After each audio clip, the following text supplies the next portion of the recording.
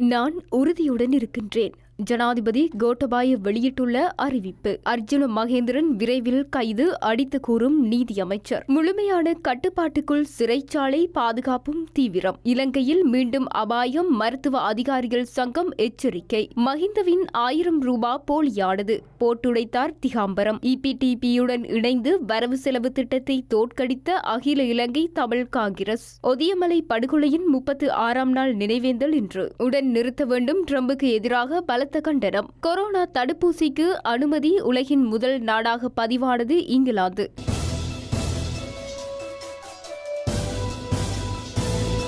அரசியலமைப்பின் 20வது திருத்தத்துடன் இந்த நீண்டகால தேவையை அரசாங்கத்தினால் பூர்த்தி செய்ய முடிந்தமை பெருமை அளிப்பதாகவும், சட்டத்தின் தாமதங்களை நீடித்த பிரச்சினைகளுக்கான முக்கிய காரணங்களில் ஒன்று என ஜனாதிபதி கோட்டபாய ராஜபக்ஷ தெரிவித்துள்ளார்.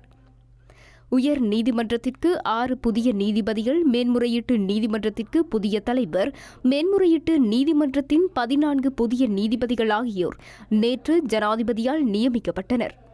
இதன்போது உரையாற்றும்போது ஜனாதிபதி இவ்வாறு தெரிவித்தார். நீதித்துறையின் சுதந்திரத்தை பாதுகாத்து அதன் செயற்பாடுகளை அரசியல் மற்றும் வேறு தலையீடுகளிலிருந்து நீக்குவதற்கு உறுதியுடன் இருக்கின்றேன். அரசியலமைப்பின் 20வது திருத்தத்துடன் இந்த நீண்டகால தேவையை அரசாங்கத்தினால் பூர்த்தி செய்ய முடிந்தமை பெருமை அளிக்கிறது. அதே நேரம் சட்டத்தின் தாமதங்களே நீடித்த பிரச்சினைகளுக்கான முக்கிய காரணங்களில் ஒன்றாகும். 20வது திருத்தம் நீதி நிர்வாகத்தின் செயல்திறனை அதிகரிக்க, உச்ச நீதிமன்ற பதவிகளின் எண்ணிக்கையை அதிகரிக்க ஒரு வாய்ப்பை வழங்கியுள்ளது. நீதியை வினைத்திறனாக நிர்வகிப்பது சட்ட ஆட்சியை உறுதிப்படுத்துவது மட்டுமன்றி நாட்டின் பொருளாதார முன்னேற்றத்திற்கும் இன்றியமையாதது. நீதியை வழங்குவதற்கான செயல்முறைகள் நம்பகமான, வினைத்திறனான மற்றும் பயனுள்ள முறையில் பிரச்சினைகளை தீர்த்து தேசத்தின் முன்னேற்றத்திற்கு வளம் சேர்க்கும். வலுவான, வினைத்திறனான மற்றும் சுயாதீனமான நீதி அமைப்பின் முக்கியத்துவத்தை அரசாங்கம் நன்கு அறிந்திருக்கிறது. அதன் திறனை அதிகரிக்க வேண்டியதன் அவசியம் பற்றியும் அரசாங்கம் ஆழமான புரிதலை கொண்டுள்ளதென ஜனாதிபதி தெரிவித்தார். இலங்கை மத்திய வங்கியின் முன்னாள் ஆளுநர் அர்ஜுன மகேந்திரன் தலைமறைவாகியுள்ள நிலையில் அவரை கைது செய்யப்படுவது தொடர்பான விசாரணை குறித்து விசேட அறிக்கை ஒன்றை கோரியுள்ளதாக நீதியமைச்சர் அலி சப்ரி தெரிவித்துள்ளார். நாடாளுமன்றத்தில் இன்றைய தினம் வாய்மொழி மூல விடைக்கான கேள்வி நேரத்தின் போது ஐக்கிய மக்கள் சக்தியின் நாடாளுமன்ற உறுப்பினரும் எதிர்க்கட்சியின் பிரதம கொறடாவுமான லக்ஷ்மன் கிரியல்ல தற்போது தலைமறைவாகியுள்ள இலங்கை மத்திய வங்கியின் முன்னாள் ஆளுநர் அர்ஜுன மகேந்திரன் பற்றி கேள்வி எழுப்பினார். குறிப்பாக அவரை எப்போது கைது செய்து நாட்டிற்கு அழைத்து வருவீர்கள் என்று அரசு தரப்பிடம் அவர் கேள்வியை முன்வைத்தார். இந்த கேள்விக்கு பதிலளித்த நீதியமைச்சர் அலி சப்ரி இதுகுறித்த விசாரணைகளில் சற்று முன்னேற்றம் ஏற்பட்டிருப்பதாக கூறினார். தொடர்ந்தும் பதிலளித்த அவர், அர்ஜுன மகேந்திரனை கைது செய்து நாட்டிற்கு அழைத்து வருவது குறித்த விசாரணைகளில் அறிக்கை ஒன்றை சட்டமா அதிபரிடம் கோரியுள்ளேன். அந்த அறிக்கை இன்று அல்லது நாளை எனக்கு கிடைக்கும் என்று நம்புகின்றேன். அவ்வாறு கிடைத்தவுடன் அதனை சபாநாயகரின் அனுமதியுடன் நாடாளுமன்றத்திற்கு தெளிவுபடுத்துவேன். இந்த விசாரணைகளில் ஒரு முன்னேற்றம் இருப்பதாக அறிய வருகிறது. இந்த நிலையில்தான் நான் அறிக்கையையும் கோரியிருக்கின்றேன். எந்த வகையிலும் பிரபல அரசியல் உறுப்பினர்கள் மீதான வழக்குகளை தீவிரமாக விசாரணை செய்து தீர்ப்புகளை அறிவிக்கும்படி அரசு தரப்பு அழுத்தம் கொடுப்பதாக எதிரணி முன்வைக்கின்ற குற்றச்சாட்டுகளை நிராகரிக்கின்றோம். நாங்கள் எந்த வகையிலும் நீதிமன்ற கட்டமைப்பில் அழுத்தம் கொடுப்பதில்லை. கடந்த சில மாதங்களாக விசாரணைகள் நிலுவையில் இருந்த அனைத்து வழக்குகளையும் விசாரணை செய்ய பணித்திருந்த நிலையில் அனைத்து வழக்குகளும் விசாரணைக்கு வருகின்றன. இது சாதாரண விடயம் என்றார். எவ்வாறாயினும் 2015ஆம் ஆண்டு பிப்ரவரி மாதம் இடம்பெற்றதாக கூறப்படும் இலங்கை மத்திய வங்கி பிணை முறி மோசடி வழக்கில் வங்கியின் முன்னாள் ஆளுநரான அர்ஜுன மகேந்திரன் நாட்டிலிருந்து வெளியேறிய நிலையில் கடந்த சில வருடங்களாக அவரை கைது செய்வதற்கான முயற்சிகளில் ஸ்ரீலங்கா அரசாங்கம் ஈடுபட்டு வருகின்றமை குறிப்பிடத்தக்கது. மகர சிறைச்சாலை முழுமையான கட்டுப்பாட்டுக்குள் உள்ளதாக பாதுகாப்பு செயலாளர் மேஜர் ஜெனரல் கமல் குணரத்ன தெரிவித்துள்ளார். தேசிய பாதுகாப்பு தொடர்பான அமைச்சக ஆலோசனை குழு கூடிய போதே பாதுகாப்பு செயலாளர் இதனை தெரிவித்துள்ளார். இதன்போது கருத்து வெளியிட்டுள்ள அவர், மகர சிறை கைதிகளுக்கோ சிறைச்சாலை அதிகாரிகளுக்கோ எந்தவித பாதிப்புகளும் ஏற்படாத வகையில் போலீசாரும் போலீஸ் விசேட அதிரடி படையினரும் சிறைச்சாலை அதிகாரிகளுடன் இணைந்து நிலையை வெற்றிகரமாக கட்டுப்பாட்டுக்குள் கொண்டு வந்துள்ளனர். சிறைச்சாலையின் நிர்வாகம் சிறைச்சாலை அதிகாரிகளிடம் கையளிக்கப்பட்டுள்ளது என்றார். இதேவேளை கடந்த 29ஆம் தேதி மகர சிறைச்சாலை கைதிகள் சிலருக்கு இடையில் அமைதியின்மை ஏற்பட்டதை தொடர்ந்து ஏற்பட்ட மோதலில் 11 கைதிகள் உயிரிழந்தனர். அத்துடன் 106 கைதிகளும் சிறைச்சாலை அதிகாரிகள் இருவரும் காயமடைந்த நிலையில் வைத்தியசாலைகளில் அனுமதிக்கப்பட்டுள்ளனர். இவர்களில் 81 பேர் தொடர்ந்தும் வைத்தியசாலையில் சிகிச்சை பெற்று வருகின்றமை குறிப்பிடத்தக்கது. சுகாதார அமைச்சின் கவனஈனமான செயற்பாட்டினால் இலங்கையில் மீண்டும் கொரோனா தொற்று தீவிரமாக சமூகத்தினரிடையே பரவலாம் என அரசு மருத்துவ அதிகாரிகள் சங்கத்தின் பணிப்பாளர் மருத்துவர் ஹரிதா அலுத்கே தெரிவித்துள்ளார். கொழும்பில் இன்றைய தினம் நடைபெற்ற ஊடகவியலாளர் சந்திப்பில் கலந்து கொண்டு கருத்து தெரிவிக்கும் போதே அவர் இதனை தெரிவித்தார். இதன்போது பேசிய அவர், கடந்த 2 வாரங்களில் மேலும் பல மாவட்டங்களில் கொரோனா தொற்று படர்ந்துள்ளது. மேல் மாகாணத்தை தவிர்த்து ரத்னபுரி மாவட்டத்திலும் அச்சுறுத்தல் அதிகரித்துள்ளது.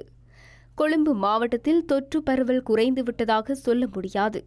இந்த நிலையிலும் சுகாதார அமைச்சினால் முன்னெடுக்கப்படுகின்ற PCR பரிசோதனைகளின் எண்ணிக்கை குறைந்துள்ளது.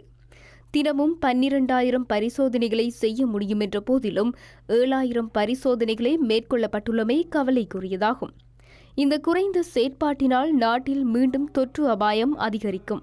மீண்டும் திவிலப்பிட்டிய பிரதேசத்தில் நேற்றைய தினம் 35 கொரோனா நோயாளர்கள் அடையாளம் காணப்பட்டுள்ளனர். கம்பஹா மாவட்டத்தில் இன்னும் தொற்று உள்ளது. கண்டறியப்படாத பரிசோதனைக்கு உட்படுத்தப்படாதவர்கள் பலரும் இருக்கின்றனர்.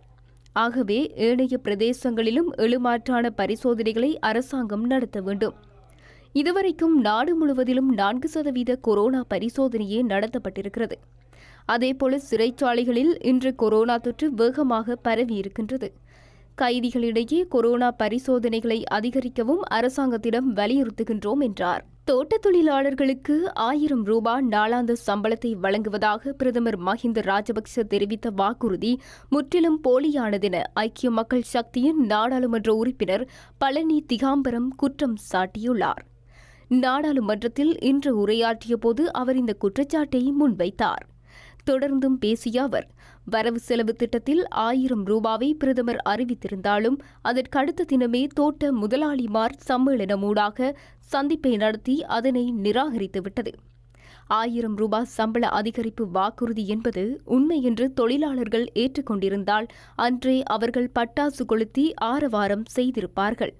ஆனால் அவர்கள் அதனை செய்யவில்லை. கடந்த அரசாங்கத்தினால் மலைநாட்டு வீடமைப்பு அமைச்சராக இருந்தபோது என்னால் நிர்மாணிக்கப்பட்ட வீடுகளில் பலதும் முழுமைப்படுத்தப்படாமல் இருக்கிறது. இதனை அரசாங்கம் முழுமைப்படுத்த நடவடிக்கை எடுக்க வேண்டும். அத்துடன் கொழும்பு உட்பட கொரோனா தொற்று அபாய பிரதேசங்களிலிருந்து மலையகத்திற்கு திரும்புவோர் குறித்து அரசாங்கம் அதிக கவனம் செலுத்த வேண்டும் என்றார். யாழ் மாநகர சபையின் 2021ஆம் ஆண்டுக்கான வரவு செலவு திட்டம் 5 மேலதிக வாக்குகளால் தோற்கடிக்கப்பட்டுள்ளது. தமிழ் தேசிய கூட்டமைப்பின் ஆளுகைக்குட்பட்ட யாழ் மாநகர சபையின் 2021ஆம் ஆண்டுக்கான வரவு செலவு திட்டம் இன்றைய தினம் யாழ் மாநகர முதல்வர் இமானுவேல் ஆனல்டினால் சபையில் சமர்ப்பிக்கப்பட்டது. 45 உறுப்பினர்களை கொண்ட யாழ் மாநகர சபையின் 19வது உறுப்பினர்கள் ஆதரவாகவும் 24 உறுப்பினர்கள் எதிராகவும் வாக்களித்துள்ள நிலையில் 2 உறுப்பினர்கள் சபை அமர்வில் கலந்து கொண்டிருக்கவில்லை. அந்த வகையில் இலங்கை தமிழரசு கட்சியின் 16 உறுப்பினர்களும் ஐக்கிய தேசிய கட்சி, ஸ்ரீலங்கா சுதந்திர கட்சி மற்றும் தமிழர் விடுதலை கூட்டணியின் தலா 1 உறுப்பினர் என 19 உறுப்பினர்கள் ஆதரவாக வாக்களித்துள்ளனர். அகில இலங்கை தமிழ் காங்கிரசின் 13 உறுப்பினர்களும் ஈழ மக்கள் ஜனநாயக கட்சியின் 10 உறுப்பினர்களும் மற்றும் ஸ்ரீலங்கா சுதந்திர கட்சியின் 1 உறுப்பினர் என 24 உறுப்பினர்கள் எதிராக வாக்களித்துள்ளனர். இதனால் யாழ் மாநகர சபையின் 2021ஆம் ஆண்டுக்கான வரவு செலவு திட்டம் 5 மேலதிக வாக்குகளால் தோற்கடிக்கப்பட்டுள்ளது. இந்த நிலையில் தற்போது சமர்ப்பிக்கப்பட்ட வரவு செலவு திட்டத்தை சீரமைத்து மீளவும் சபையில் சமர்ப்பிக்கப்பட வேண்டும் என்பது சட்ட ஏற்பாடாகும். வரவு செலவு திட்ட வாக்கெடுப்பு பகிரங்க வாக்கெடுப்பா அல்லது ரகசிய வாக்கெடுப்பா என சபையில் வாக்கெடுப்பு இடம்பெற்ற வேளையில் 24 உறுப்பினர்கள் பகிரங்க வாக்கெடுப்பு எனவும் 19 உறுப்பினர்கள் ரகசிய வாக்கெடுப்பெனவும் தெரிவித்துள்ளனர். இதனால் மாநகர சபையின் செயலாளரினால் வரவு செலவு திட்டம் பகிரங்க வாக்கெடுப்புக்கு விடப்பட்டிருந்தமை குறிப்பிடத்தக்கது. ஒதியமலையில் இலங்கை இராணுவத்தினால் 1984ஆம் ஆண்டு வெட்டியும் சுட்டும் படுகொலை செய்யப்பட்ட 32 பேரின் 36ஆம் ஆண்டு நினைவேந்தல் நிகழ்வு இன்று இடம்பெற்றது. முல்லைத்தீவு மாவட்டத்தின் எல்லை கிராமங்களில் ஒன்றான ஒதியமலை கிராமத்தில் இராணுவத்தினாலும் சிங்கள காடையர்களினாலும் 32 ஆண்கள் சுட்டும் வெட்டியும் கொல்லப்பட்டனர். இவர்களுக்கான நினைவேந்தல் நிகழ்வுகள் இன்று அவர்கள் படுகொலை செய்யப்பட்ட சடசமூக நிலைய வளாகத்தில் இடம்பெற்றது. அங்கு உறவுகளை நினைந்து சுடரேற்றி அஞ்சலி செலுத்தியதைத் தொடர்ந்து ஒதியமலை பிள்ளையார் கோவிலில் ஆத்மசாந்தி பூஜைகள் இடம்பெற்றது. நிகழ்வில் உயிரிழந்தவர்களின் உறவுகளுடன் முன்னாள் பாராளுமன்ற உறுப்பினர் திருமதி சாந்தி ஸ்ரீஸ்கந்த ராஜா மற்றும் முன்னாள் வடக்கு மாகாண சபை உறுப்பினர் துரைராசா ரவிகரன், புதுக்குடியிருப்பு பிரதேச சபையின் உறுப்பினர் இ சத்யசீலன் உள்ளிட்டவர்களும் கலந்து கொண்டனர். இந்த படுகொலையினை நேரில் பார்த்த கந்தசாமி அன்று நடந்த தனது துயர அனுபவத்தினை இன்று பகிர்ந்து கொண்டிருந்தமை குறிப்பிடத்தக்கது. அமெரிக்க அதிபர் டொனால்டு டிரம்ப் வன்முறையை தூண்டுவதாக குடியரசுக் கட்சியைச் சேர்ந்த ஜோர்ஜிய மாநில தேர்தல் அதிகாரி கேப்ரியல் ஸ்ட்ரேலிங் குற்றம் சாட்டியுள்ளார். மிகவும் காரசாரமான அறிக்கையை வெளியிட்டுள்ள அவர் அனைத்து விடயங்களும் வெகு தூரம் சென்றுவிட்டதாகவும் மோசடி குற்றச்சாட்டை டொனால்டு டிரம்ப் நிறுத்த வேண்டும் எனவும் வலியுறுத்தியுள்ளார். அமெரிக்க அதிபர் தேர்தலில் மோசடி இடம்பெற்றதாக ஆதாரமற்ற தேர்தல் மோசடி குற்றச்சாட்டுகளை ட்ரம்ப் முன்வைத்து வருவதாகவும் அதனால் ஏற்படும் வன்முறைகளுக்கு அவரை பொறுப்பு கூற வேண்டும் எனவும் அவர் தெரிவித்துள்ளார். ட்ரம்பின் பிரச்சார தரப்பினர் முன்வைத்த கோரிக்கைக்கு அமைய ஜோர்ஜியா மாநிலத்தின் 2வது தடவையாகவும் தேர்தலில் அளிக்கப்பட்ட வாக்குகள் மீள எண்ணப்பட்டு வருகின்றன. ஜோர்ஜியாவில் ட்ரம்பை விட சிறிய அளவான வாக்கு வித்தியாசத்தில் ஜனநாயக கட்சியின் அதிபர் வேட்பாளர் ஜோ பைடன் வெற்றி பெற்றிருந்தார். சட்ட ரீதியாக வாக்குகள் அனைத்தும் எண்ணப்படுவதையும் சட்ட ரீதியற்ற வாக்குகள் நிராகரிக்கப்படுவதையும் மீள உறுதிப்படுத்தப்படும் வகையில் வாக்குகளை மீள எண்ணுவதற்கு கோரிக்கை விடுக்கப்பட்டதாக ட்ரம்பின் பிரச்சாரத்திற்கான பேச்சாளர் கூறியுள்ளார். இந்த நிலையில் ட்ரம்ப் தரப்பினர் மேற்கொண்டுள்ள செயற்பாடுகள் குறித்து ஜோர்ஜிய மாநில குடியரசுக் கட்சி தேர்தல் அதிகாரியான கேப்ரியல் ஸ்ட்ரேலிங் கடும் கண்டனத்தை வெளியிட்டுள்ளார். இதுகுறித்து கருத்து வெளியிட்டுள்ள அவர், எந்தவொரு அச்சுறுத்தலும் அல்லது வன்முறையை தூண்டும் செயற்பாடுகளும் இடம்பெறக்கூடாது. தேர்தலில் முறைகேடுகள் இடம்பெற்றதாக டொனால்டு டிரம்ப் முன்வைக்கும் குற்றச்சாட்டுகளுக்கு இதுவரை எந்தவொரு ஆதாரங்களையும் நீதி திணைக்களத்தால் கண்டறிய முடியவில்லை என்றார். இதேவேளை அடிப்படையற்ற வலதுசாரி சதி கோட்பாடுகளை நம்புகிறவர்களால் அச்சுறுத்தல் விடுக்கப்படுவதாகவும் தமது வீட்டிற்கு வெளியிலும் போலீசார் பாதுகாப்பு கடமையில் ஈடுபடுத்தப்பட்டுள்ளதாகவும் அவர் கூறியுள்ளார். அத்துடன் ஜோர்ஜிய மாநில செயலாளரின் மனைவிக்கும் தொலைபேசி ஊடாக பாலியல் ரீதியான அச்சுறுத்தல் விடுக்கப்பட்டுள்ளதாகவும் கேப்ரியல் ஸ்ட்ரேலிங் குறிப்பிட்டுள்ளார். இவ்வாறான செயற்பாடுகளுக்கு அதிபர் மற்றும் செனட் சபை உறுப்பினர்கள் என அனைவரும் கண்டனம் தெரிவிக்கவில்லை எனவும் அவர் சாடியுள்ளார். கொரோனா தொற்றுக்கு எதிரான பைசர் தடுப்பூசியை அடுத்த வாரம் பிரித்தானியாவில் பயன்படுத்த அங்கீகாரம் வழங்கப்பட்டுள்ளது. அமெரிக்காவின் பைசர் நிறுவனம் ஜெர்மனியின் பயோடெக் நிறுவனத்துடன் இணைந்து தயாரிக்கும் கொரோனா தடுப்பூசி 95% பலனை தருவதாக அண்மையில் அறிவிக்கப்பட்டது. அந்த வகையில் தற்போது கொரோனா வைரஸ் தடுப்பூசியை பரவலாக பயன்பாட்டிற்கு ஒப்புதல் அளித்த உலகின் முதல் நாடாக பிரித்தானியா திகழ்கிறது. அதிக முன்னுரிமை வழங்கப்படும் குழுக்களைச் சேர்ந்த மக்களுக்கு அடுத்த வாரம் முதல் இந்த கொரோனா வைரஸ் தடுப்பூசி வழங்கப்படுவது ஆரம்பிக்கப்படும் என அறிவிக்கப்பட்டுள்ளது. 2 கட்டங்களாக வழங்கப்பட வேண்டிய இந்த தடுப்பூசியின் 4 கோடி மருந்துகளுக்கு பிரித்தானியா ஏற்கனவே முன்பதிவு செய்துள்ளது. இது 2 கோடி பேருக்கு கொரோனா தொற்றுக்கான நோய் எதிர்ப்பாற்றலை உண்டாக்க போதுமானது என எதிர்பார்க்கப்படுகிறது.